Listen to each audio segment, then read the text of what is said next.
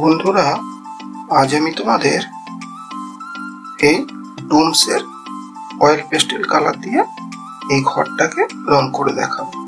তো এটাকে রং করতে গেলে কি কি কালার আছে প্রথমে দেখে নাও। Red, yellow, sky blue, brown. ঠিক আছে,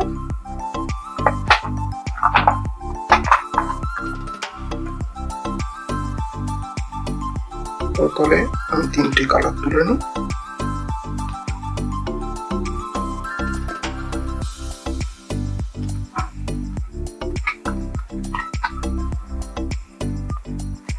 স্কাই ব্লু, রেড আর ব্রাউন, ইয়েলো। তাহলে দেখো, এই 1 2 3 4, 1 2 3 4। ঠিক আছে,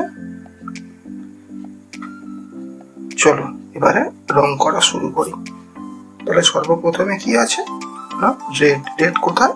ঘরে চালে আছে, তাহলে এখানে দেবো। তাহলে তোমরা কি করবে, প্রথমে রেড নেবে, আগে চারধারটা বর্ডার করে নেওয়ার চেষ্টা করবে, তাহলে বাইরে যাবে না।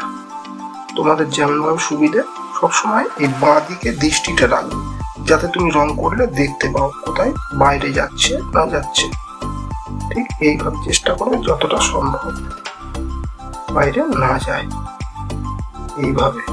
ঠিক আছে, দেখো মোটামুটি হয়ে গেল। তাহলে এটা চাইলে তোমরা খাতা ঘুরিয়ে করতে পারো, কিন্তু যত খাতা ঘুরিয়ে না করবে ততই ভালো। অ্যাকচুয়ালি নিয়ম কিন্তু ছবি এরকম সমান বা স্টিল রেখে রং করার। কারণ ধরো তুমি এরপরে দেয়ালে আঁকবে, ভালো আঁকা শিখে গেলে, তখন তো দেয়াল ঘোরাতে পারবে না। তাহলে এখন থাকতে যদি বেশি ঘুরিয়ে করো, সেই ঘোরানো অভ্যাসটা তোমাদের রয়ে যাবে। সেই জন্য খাতা যত পারবে না ঘুরিয়ে করবে। এবার প্রয়োজনে তোমরা চাইলে ঘোরাতে পারো, প্রয়োজনে তুমি হাত এইভাবে ঘুরিয়ে চেষ্টা করবে যাতে না বাইরে যায়। আমি ডোমস দিয়ে করছি, তোমরা পোলো দিয়ে করবে, সবচেয়ে ভালো হয় পোলো। ডোমসটা নরম তো, দেখবে এই বাইরে যাবে, অল্প অল্প একটু যেতে পারে, রংটা ভালো করবে। পোলোটা আমি সাজেস্ট করবো বেস্ট, কারণ আমি পোলো ব্যবহার করি, আমার মনে হয়েছে পোলোটাই সবচেয়ে বেশি ভালো, তাই তোমাদের বললাম। কারণ ক্যামেল ভালো হতে পারে, ডোমস ভালো হতে পারে, সেটা তোমাদের পছন্দ। তাহলে লালটাকে এবার আমি কোনার দিক থেকে দেখো এইভাবে করছি। রংটা সবসময় এই 3 আঙুলে ধরবে, টিপটা একটু প্রেসার রাখবে, এই ঠিক আছে। তাহলে আস্তে আস্তে ছোট জায়গায় আস্তে আস্তে করবে। তাহলে এবার চেষ্টা করবে যাতে না সাদা থাকে। তবে এইভাবে আগে 3টে কোনা আমি করে নেব, এই সাদা গুলো সবসময় বন্ধ করবে। দেখো 3টে কোনা মোটামুটি করে নিলাম। এবার চেষ্টা করবে, তোমার যদি এইভাবে সুবিধা হয় তাহলে একইভাবে উঠতে হবে, আর যদি এইভাবে সুবিধা হয় এইভাবে উঠবে, তোমার যেমন সুবিধে। আমি এইভাবে করছি, তাহলে একইভাবে টানবে যেন না দাগ বোঝা যায়। চেষ্টা করবে যেভাবে তোমার সুবিধা হবে, কিন্তু একইভাবে টানার চেষ্টা করবে।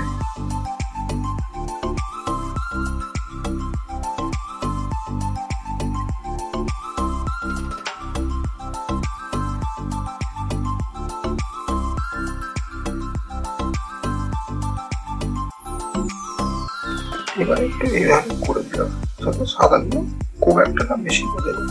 তাহলে দেখো মোটামুটি লাল হয়ে গেল। রেডের কাজ শেষ, আমি রেড রেখে দিলাম।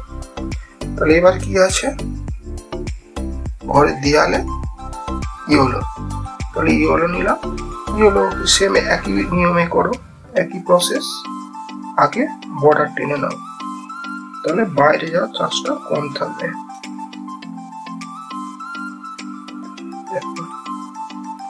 এইভাবে বর্ডার করে নাও।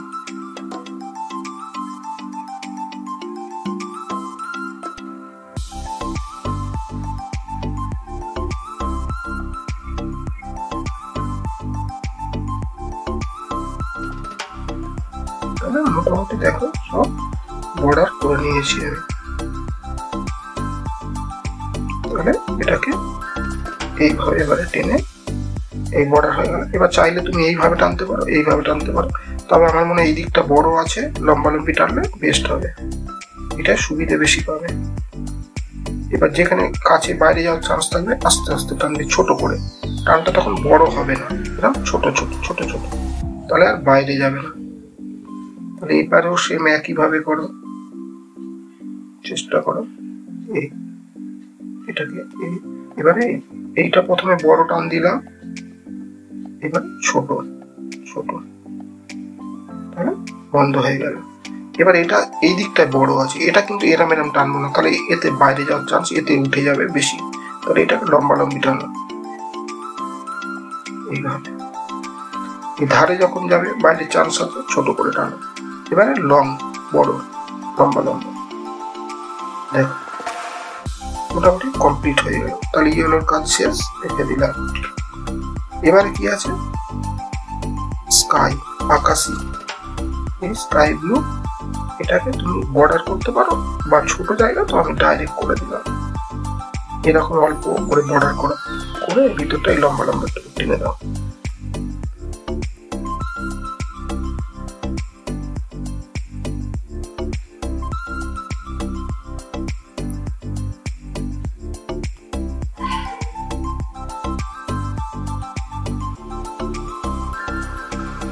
এইটা একটু বড়, কিন্তু এটাতে বর্ডার করতে হবে, তাহলে সুবিধাটা বেশি পাবে।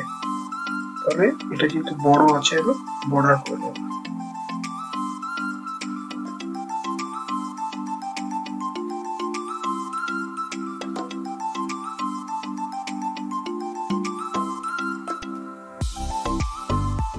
আমি যেমন ভাবে রং করছি চেষ্টা করবে তেমন ভাবে করলে তোমাদের কিন্তু অনেক সুবিধে হবে। প্রথম হয়তো একটু অসুবিধা মনে হতে পারে, কিন্তু পরে তোমাদের এতে অনেক উপকারে আসবে।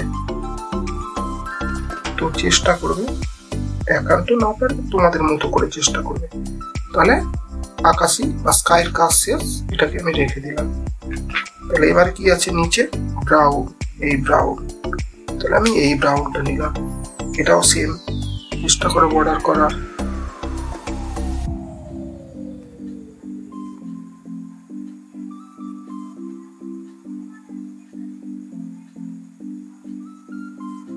এখানে রং যদি আমি এরকম সোজা করে টানি, তাহলে কিন্তু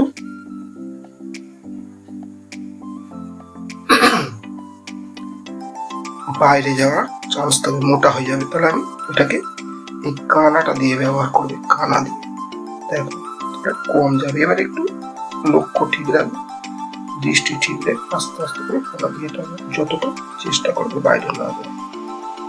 ঠিক আছে, দেখো এইবার আস্তে করে টেনে দাও।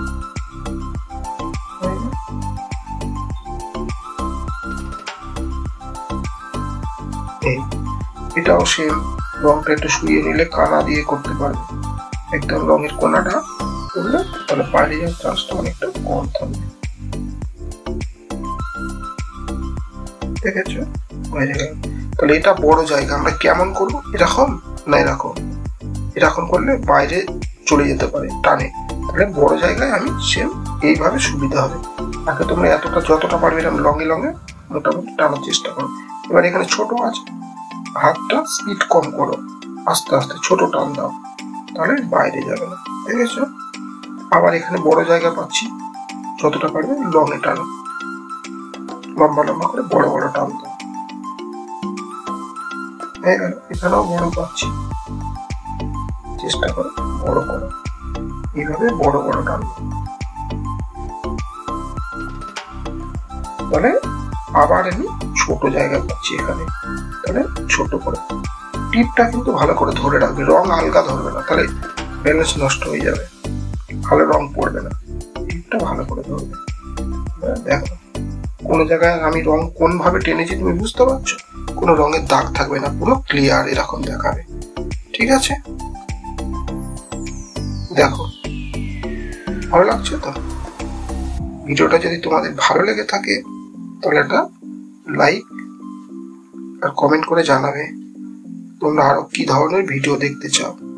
ঠিক আছে, বা কি ধরনের রং করা শিখতে চাও, কিসে রং করা দেখতে চাও। ঠিক আছে, আজকে তাহলে এই পর্যন্ত, পরবর্তী ভিডিওগুলো দেখতে থাকবে।